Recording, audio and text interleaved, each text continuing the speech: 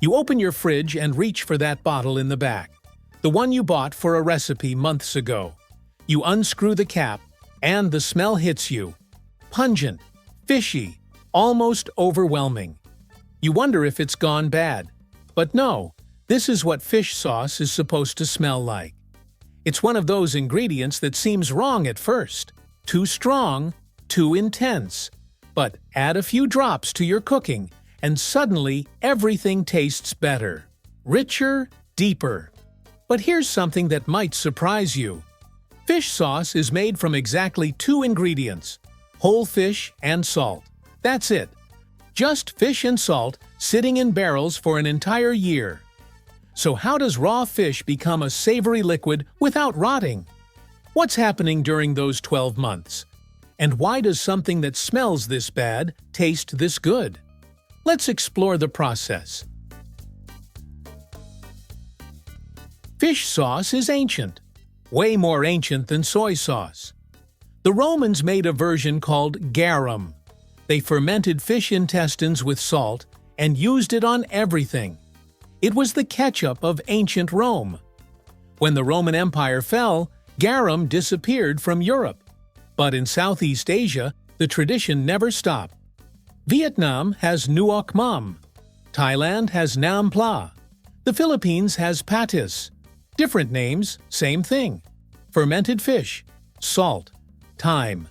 In Vietnam, the best fish sauce comes from Phu Quoc Island. In Thailand, from coastal towns along the Gulf.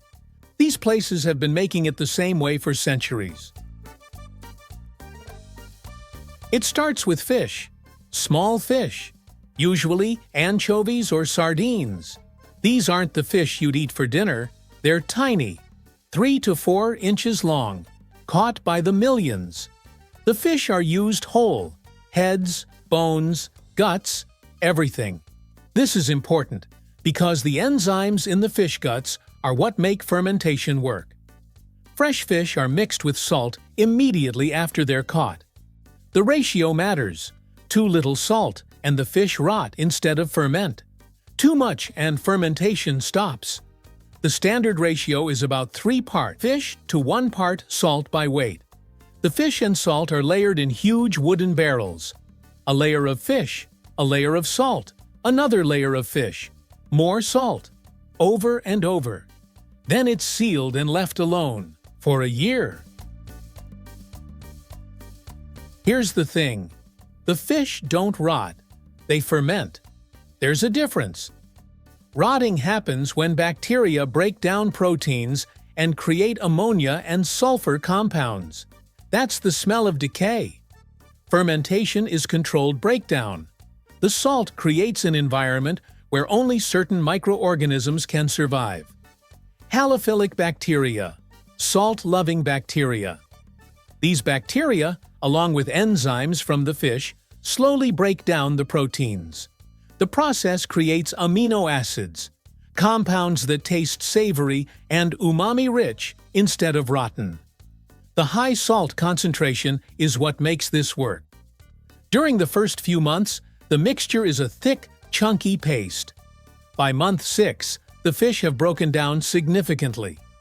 The mixture is becoming more liquid. The color shifts from gray to amber. Around month 9 or 10, the real transformation happens. The fish have almost completely dissolved. What remains is a thin, dark liquid. After a full year, it's ready. The liquid is drained off through a spigot at the bottom of the barrel. This first extraction is the premium stuff. It's called first press fish sauce. It's clear, reddish-brown, and has the most complex flavor. This goes into the expensive bottles. The remaining solids can be mixed with salt water and fermented for a few more months. This second extraction is lighter, less intense, and less expensive. The liquid is filtered, then bottled. No cooking, no pasteurization in traditional production, just pure fermented fish liquid. Now here's the kicker. The smell and the taste are completely different experiences. Smelling fish sauce straight from the bottle is intense.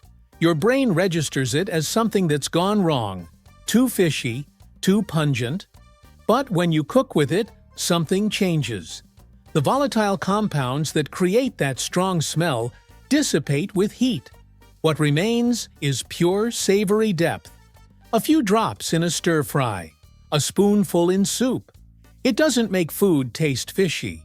It makes food taste more like itself. This is umami at its most concentrated.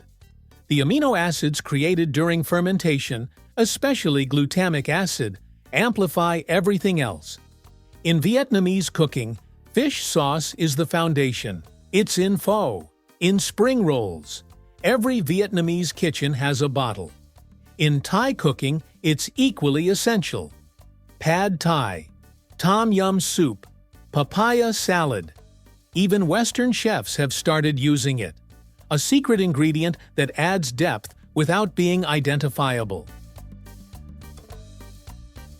If you want to buy good fish sauce, check the ingredients. It should say fish and salt, maybe water. That's it. If you see sugar or caramel color, it's been sweetened or artificially darkened. Look at the color. Good fish sauce is clear, not cloudy. The color should be reddish-brown or amber. The price tells you something. Premium fish sauce costs more. If it's $2 for a huge bottle, it's probably lower quality. In Vietnam, Red Boat is well known. In Thailand, Mega Chef and Squid brand are considered high quality. But honestly, even the cheap stuff works for most cooking. The difference matters most when fish sauce is used as a dipping sauce. Now here's where it gets interesting. Fish sauce actually improves with age. Most condiments degrade over time, but fish sauce, it gets better. As it ages in the bottle, the flavors mellow and deepen.